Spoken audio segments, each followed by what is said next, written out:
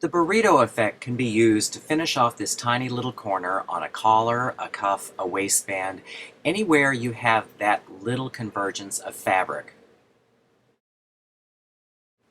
In our particular illustration, we're going to be using a collar. I've stay stitched the neckline with black thread. I've actually marked the seam line and stitched the undercollar to the upper collar. As you can see, I've made stitching marks on the undercollar, and I've stitched the two undercollar pieces together with the black thread with the upper collar between them. This point here is actually going to match this point here in the finished piece.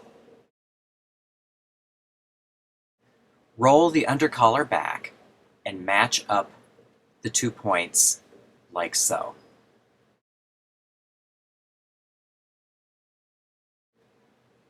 As you can see here, the 2 points match up, body and collar.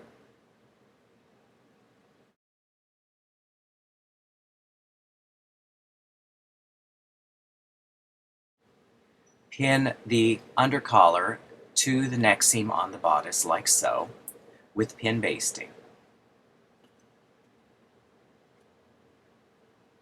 It will look like this on the side that you will stitch on the machine.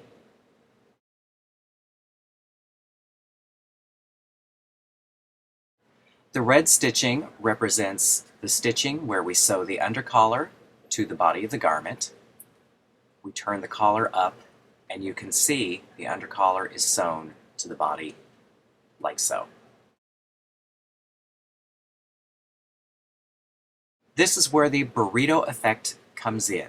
You're going to roll the edge of the front back on that particular intersection point like so. Turn it up against the undercollar, holding all of the seam allowances out in your hand.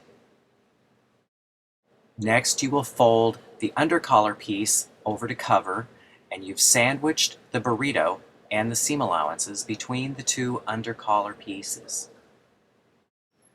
Smooth out the work so that the undercollar pieces lie flat, so they will stitch together without a pucker. At this point, you will pin as shown, pinning all of the undercollar and seam allowance layers together. And also, you'll pin the little row of marks that's visible, like so. We are actually going to be stitching around this corner with very, very short stitches.